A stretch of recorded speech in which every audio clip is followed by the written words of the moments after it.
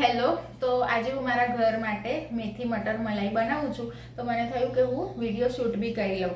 તો આજે જે હું મેથી મટર મલાઈ બનાવું છું ને એ જૈન ગ્રેવીથી બનાવું છું. જૈન રેસીપી છે, પણ આઈ ચેલેન્જ યુ કે આપણે રેસ્ટોરન્ટમાં જ્યારે નોન જૈન મેથી મટર મલાઈ ખાઈએ છીએ ને એનાથી પણ ડિલિશિયસ આ જૈન ગ્રેવીવાળી મેથી મટર મલાઈની સબ્જી લાગશે તમને, જો તમે આ મારી રેસીપી પ્રોપરલી ફોલો કરશો ને તો.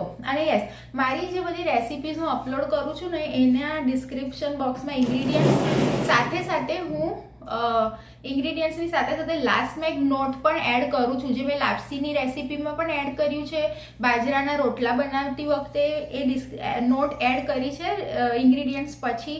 અને એવી ડોસા પ્રીમિક્સની રેસીપીમાં પણ મેં એક નોટ એડ કરી છે.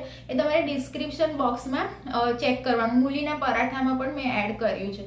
તો કેકની રેસીપીમાં અમુક લોકોએ છે ને ઘરે ક્રીમ બીટ કરીને ટ્રાય કર્યું તો ક્રીમ બીટ થયું હતું, પણ અમુક લોકો કહે છે એમની નોઝલથી ડિઝાઇન ન પડી. તો હું તમને એ છે ને સ્પેસિફાઈ કરી દઉં કે કેવી રીતે બતાડવાનું છે, કેવી રીતે નોઝલ અંદર સેટ કરવાનું હું તમને બતાવી દઉં.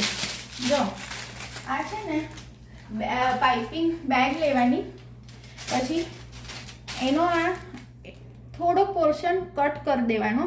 જે આ મારી નોઝલ છે ને એની જો આ બધી ડિઝાઇનની જે કેટલું છે આટલો પોર્શન છે એટલું કટ કરી દેવાનું. અહીંયા પાઇપિંગ બેગમાં પહેલાં કટ કર્યું. પછી જે આ ડિઝાઇનનો જે પોર્શન છે ને, હા જો હજી મારે થોડી કટ કરવી પડશે.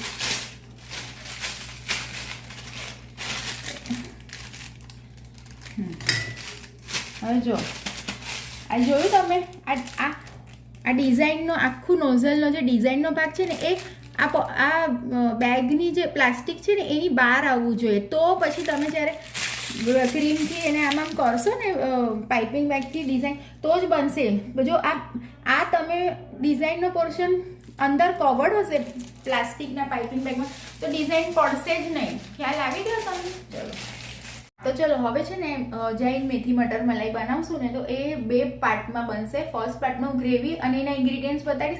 સેકન્ડ પાર્ટમાં હું સબ્જી બનાવીશ અને એના ઇન્ગ્રીડિયન્ટ્સ અલગ છે. ઠીક છે? તો આ ફર્સ્ટ પાર્ટની ગ્રેવીના ઇન્ગ્રીડિયન્ટ્સ છે, વ્હાઈટ ગ્રેવીના. તો જો આની માટે છે ને તમારે લેવાની અહીંયા 150 ગ્રામ્સ અરાઉન્ડ દૂધી મેં સ્કિન પીલ કરીને કટકા કરી લીધા છે. પછી 150 grams around white part of cabbage, કોબીનો વ્હાઈટ પોર્શન. અને છે ને હા, પછી આ ગ્રેવી માટે તમને જો આ છે ને 3 ચમચી સૂકા ધાણા લેવાના. પછી આ 4 મોટી ચમચી મગજતરીના બિયા જોશે આમ. પછી આ છે ને કિચન કિંગ મસાલો છે 2 ચમચી. હું હવે તમને મેં છે ને કિચન જો મેં યુઝ કર્યું છે સત્વમ. એનો આ સત્વમનો કિચન કિંગ મસાલો જોશે. આ જો આમાં તમે રીડ કરો, આ લખ્યું છે ને કિચન કિંગ મસાલા. આ રેસીપી બનાવવા માટે છે ને કિચન કિંગ મસાલા 2 ચમચી જોશે. તો તમને ખ્યાલ આવી ગયો. આવી રીતે આ ગરમ મસાલો અને કિચન કિંગ મસાલામાં શું ડિફરન્સ છે? ગરમ મસાલાથી 2-3 ઇન્ગ્રીડિયન્ટ્સ એમાં ઓછી હોય, તો તમારે આવી રીતે જોઈ લેવાનું. કિચન કિંગ મસાલો લખ્યું છે ને એમાં એવી રીતે તમારે, મેં આ સત્વમનો યુઝ કરું છું, તમારે જેનો યુઝ કરવો એ કરી શકો.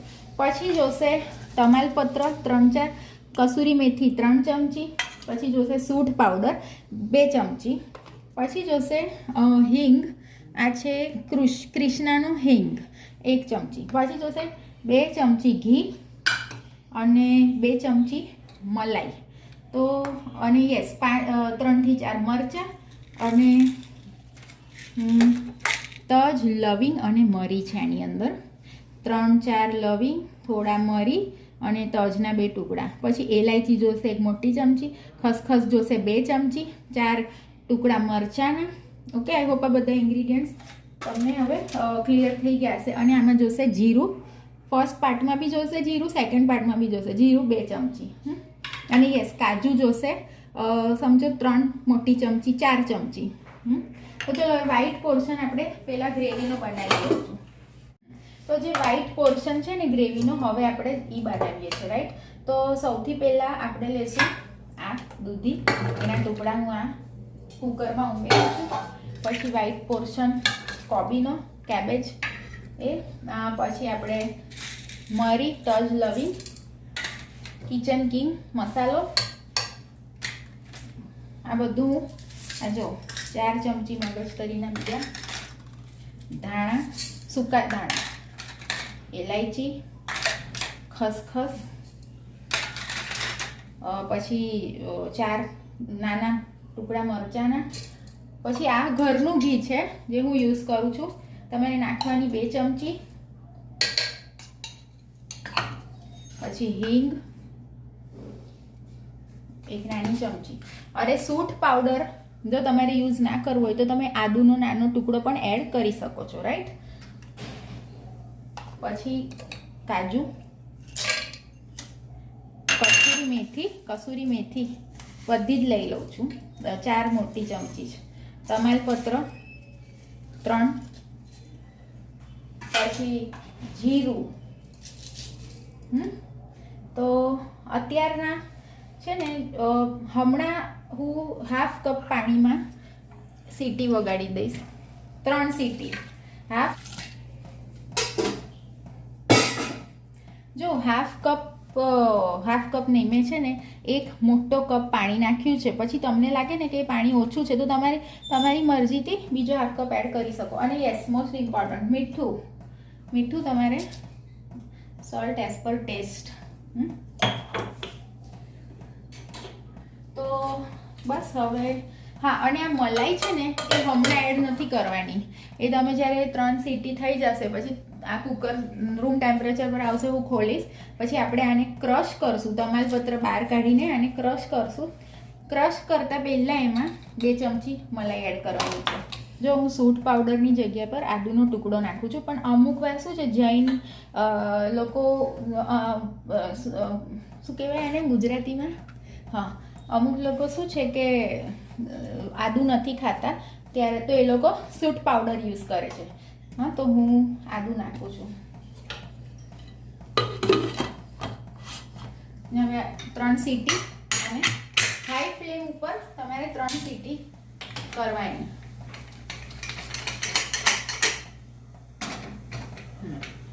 તો હવે આપણે 3 સીટી થઈ જાય અને આ રૂમ ટેમ્પરેચર પર કુકર આવી જાય પછી મળશું. ઓકે તો જો હવે 3 સીટી હાઈ ફ્લેમ ઉપર મેં કરી પછી ફ્લેમ ઓફ કરી દીધી. હવે અને 15 મિનિટ જેવું થયું છે તો હવે આ રૂમ ટેમ્પરેચર પર કુકર આવી ગયું છે.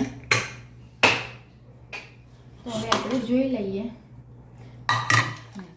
જો હવે છે ને તમાલપત્ર હું કાઢી લઉં છું અને પછી એને આવી રીતે આપણે ક્રશ કરશે.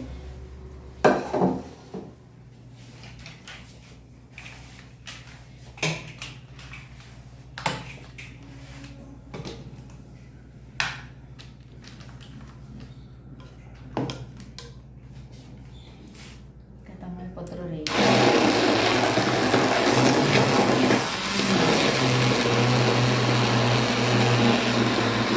એકદમ પ્રોપર ક્રશ કરવાનું.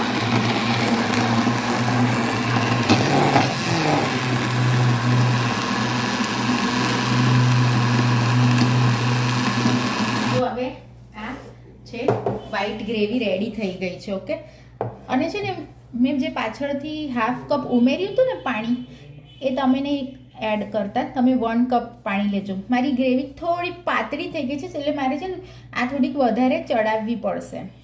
હવે સેકન્ડ પાર્ટના ઇન્ગ્રીડિયન્ટ્સ જોઈ લો. હવે સબ્જી બનાવવાની છે મેથી મટર મલાઈ જઈને.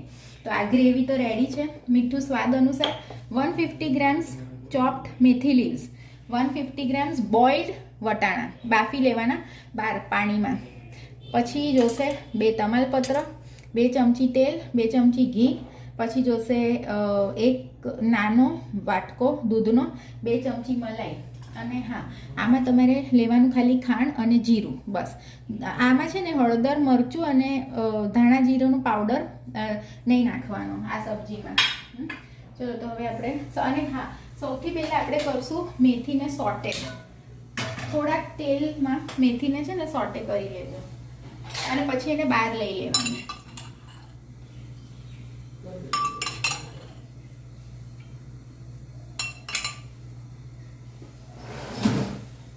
તેલ થશે ને એટલે હું મેથી સોટે કરીશ. હવે આપણે આ મેથી છે પ્રોપર ધોવાની અને બધું પાણી આમ સ્ક્વીઝ કરીને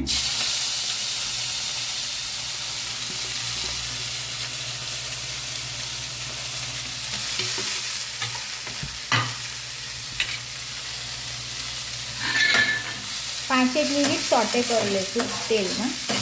લો ફ્લેમ કરી દીધી છે મેં. તો જો મેં 2 થી 5 મિનિટ આ મેથીને સોટે કરી છે. હવે આપણને જોશે 2 ચમચી તેલ પાછું લેશું. પછી લેવાની 2 ચમચી આ ઘરનું ઘી છે. હવે આપણે આમાં હાઈ ફ્લેમ કરું છું. 1 ચમચી અરાઉન્ડ જીરું. હવે જીરું પોપ થશે ને એટલે હું તમાલપત્ર નાખીશ. 2 તમાલપત્ર. તો આ જીરું પોપ થઈ ગયું છે અને હવે અમે નાખ્યા તમાલપત્ર 2. હવે તમારે આ આખી ગ્રેવી આમાં એડ કરી દેવાની.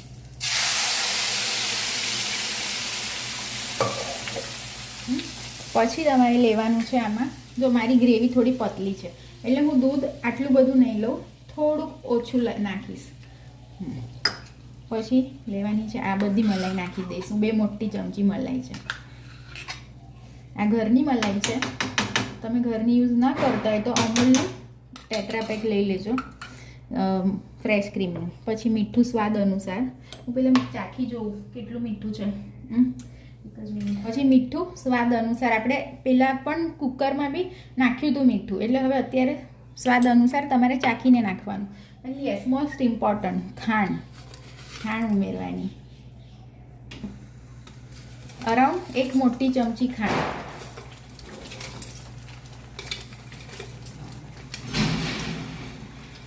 અને આપણે હમણાં જે મેથી તળીને એ પણ એડ કરી દેવાની.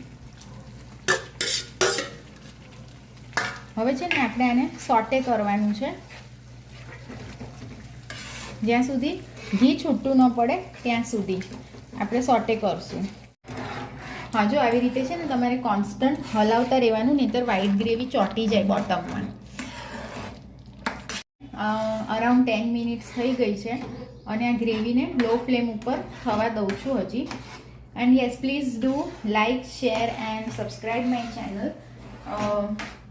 And please do read the ingredients and measurement in the description box for the recipe. And please do like my videos that I put for legal giving you all information regarding legal topics. Okay. તો હવે છે ને consistency તમે જોવો છો આવી છે. તમને અત્યારે આ પતલી લાગશે કન્સિસ્ટન્સી, પણ હું વટાણા નાખીશ હમણાં. 150 ગ્રામ્સ બોઇલ્ડ વટાણા છે જે મેં 12 બોઇલ કર્યા તપેલીમાં.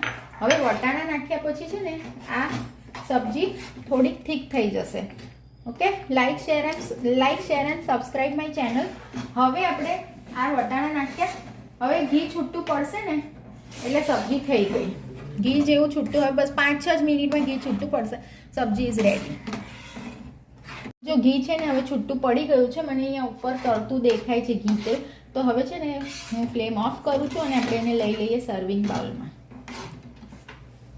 મને લાગશે કે આ ઠીક છે, પણ હમણાં 20 મિનિટ પછી એકદમ જાડું થઈ ગ્રેવી અને સબ્જી જાડી થઈ જશે. એમ પ્રોપર કન્સિસ્ટન્સી જે જોઈએ છે ને એ કન્સિસ્ટન્સીમાં આવી જશે. એટલે મેં ફ્લેમ વહેલી થોડી ઓફ કરી દીધી.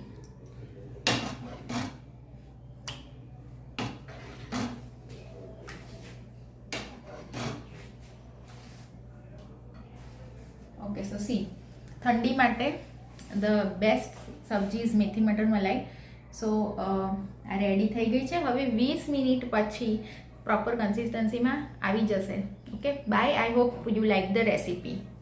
And yes, please do have nice day and nice time.